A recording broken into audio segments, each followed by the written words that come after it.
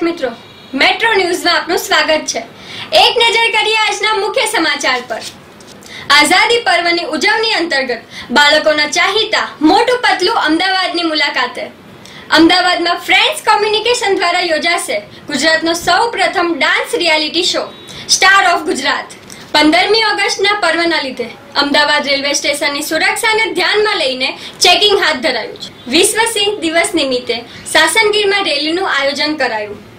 Lords ખાતે શરૂ થયેલ ભારત અને ઇંગ્લેન્ડની બીજી ટેસ્ટ મેચમાં ભારતની ખરાબ શરૂઆત। હવે જોઈએ સમાચાર વિગતવાર। આઝાદી પર્વની ઉજવણી અંતર્ગત બાળકોના ચાહીતા મોટું પતલું અમદાવાદની મુલાકાતે। આ વર્ષે નિકલોડિયન #કરો સોચ અપગ્રેડ સાથે આઝાદીનો અસલી અર્થ બતાવવા માટે સુસજ્જ છે। આ પ્રેરણાત્મક પહેલમાં નિકટૂન્સ અને બાળકો એકત્ર આવ્યા અને દરેક નાગરિકોને તેમની આસપાસના લોકો અને તેમના પર્યાવરણનો આદર કરીને આઝાદીની ઉજવણી કરવા માટે અનુરોધ કર્યો હતો।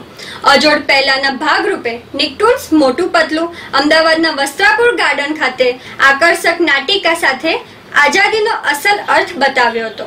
નિકટૂન્સ અને પરફોર્મરો નૃત્ય નાટિકાના માધ્યમથી હૃદયસ્પર્શી વિચારો વહેતા મૂક્યા હતા। તેમને આપેલા સંદેશમાં તેમની ઘરની સાફ સફાઈ કરનારાનો આદર કરવો, લાંચને કોઈ પણ સ્વરૂપમાં પ્રોત્સાહન નહીં આપવું અને તેમાં સહભાગી નહીં થવું, પોતાના શહેરને પોતાના ઘર જેવું ગણવું વગેરેનો સમાવેશ થયો હતો।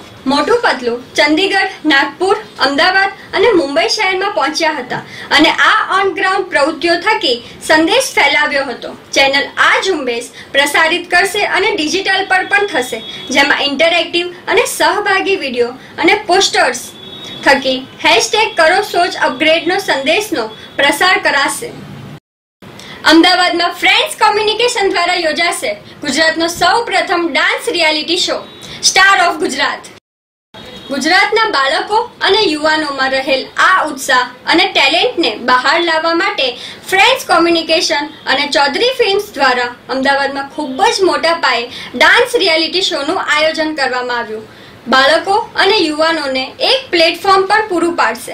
આ શોના આયોજન વિશે વાત કરતા આયોજક શ્રી ચિરાગ શર્માએ જણાવ્યું હતું કે છેલ્લા ઘણા વર્ષોથી અમે ઇવેન્ટ મેનેજમેન્ટ અને એક્ટિવિટીઓ સાથે જોડાયેલા છીએ અને સતત રિસર્ચ અને મહેનત પછી આ ડાન્સ રિયાલિટી શોનું આયોજન કર્યું છે, જેમાં અમે ગુજરાતના ખૂણે ખૂણેથી લોકો જોડાય તેવા પ્રયત્નો કરીશું અને તેમને ખૂબ જ મોટા પાયાનું પ્લેટફોર્મ પૂરું પાડવામાં મદદરૂપ થઈશું।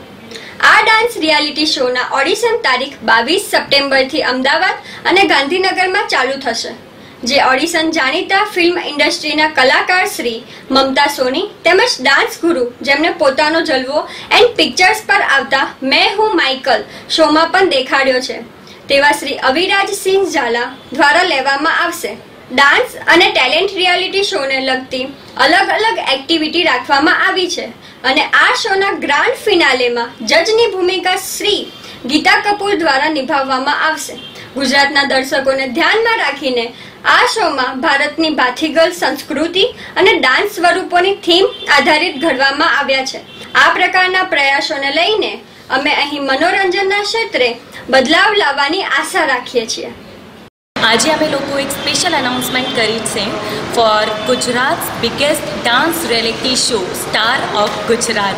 આ ટાઇટલમાં જ બધું જ આવી ગયું છે, તમને ખ્યાલ આવી ગયો હશે કે જે કોઈ લોકોમાં ડાન્સનું ટેલેન્ટ છે ઓલ ઓવર ગુજરાતમાં, ઇવન ગુજરાતની બહાર બી જેમનામાં બી ડાન્સનું ટેલેન્ટ છે એ લોકોને અમે લોકો પ્લેટફોર્મ આપી રહ્યા છે કે આવીને એમનું ડાન્સનું ટેલેન્ટ બતાવે એન્ડ જે લોકો ખરેખર કેપેબલ હશે, એ લાયક હશે વિનર બનવાના, તો એમના માટે સરપ્રાઈઝ કહેવાય કે એક બમ્પર ગિફ્ટ કહેવાય કે ગીતામાના હાથે એમને પ્રાઇઝ મળવામાં આવશે।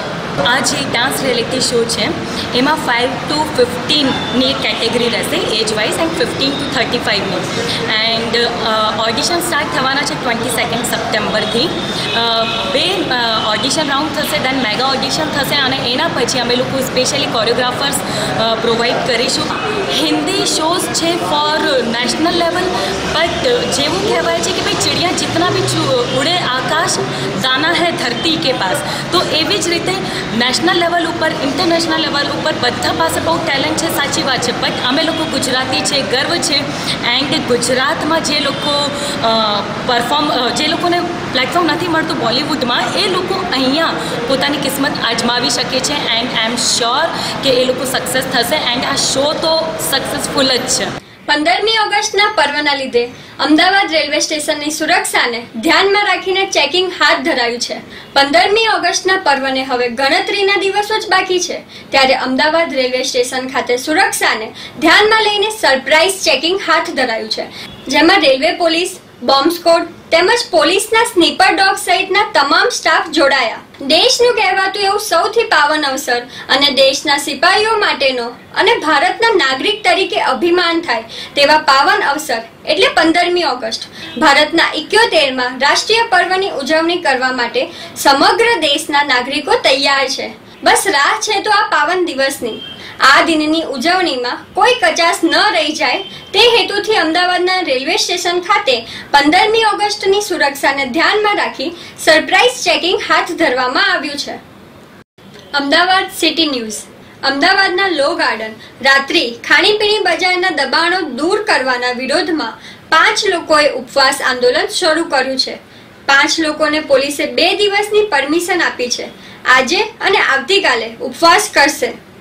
અમદાવાદ વાડજ વિસ્તારમાં પણ ઠેર ઠેર દબાણો હટાવાયા હતા.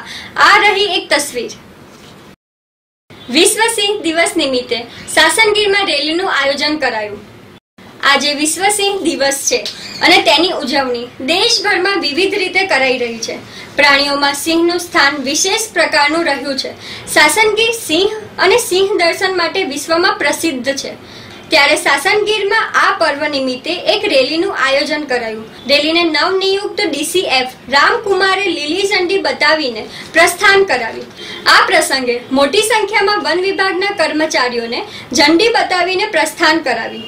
આ પ્રસંગે વન વિભાગના કર્મચારીઓ, વિવિધ સ્કૂલની શિક્ષકો, વિદ્યાર્થીઓ સહિત લોકોએ મોટી સંખ્યામાં ભાગ લીધો છે.